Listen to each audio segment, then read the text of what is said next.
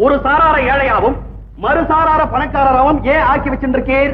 நான் யாரையும் பணக்காரனாவும் ஆக்குறது இல்ல, பிச்சைக்காரனாவும் ஆக்குறது இல்ல.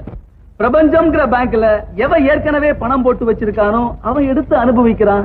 சேமிச்சு வைக்காதவன் சிரமப்படுறான். ஏங்கண்ணா, வர்ற வருமானத்துல வாழவே முடியல, பையில போடுறதுக்கே பணம் இல்ல, அப்புறம் பேங்க்ல என்னத்தங்க போடுறது? நான் பணம்னு சொல்றது முன்வினை பயன். பூர்வ ஜென்மத்துல நீ பண்ண தர்மம், நல்ல கருமம், இதெல்லாம் தான் நீ பேங்க்ல போடுற பணம். இதத்தான் பாவம் புண்ணியம்ங்கிறது. புண்ணியம் நல்ல நோட்டு செல்லும், பாவம் கள்ள நோட்டு செல்லாது. ஏன்? வெளிச்சத்துல கூட வர நிழல் இருட்டுல பிரிஞ்சுடுறது இல்லையா?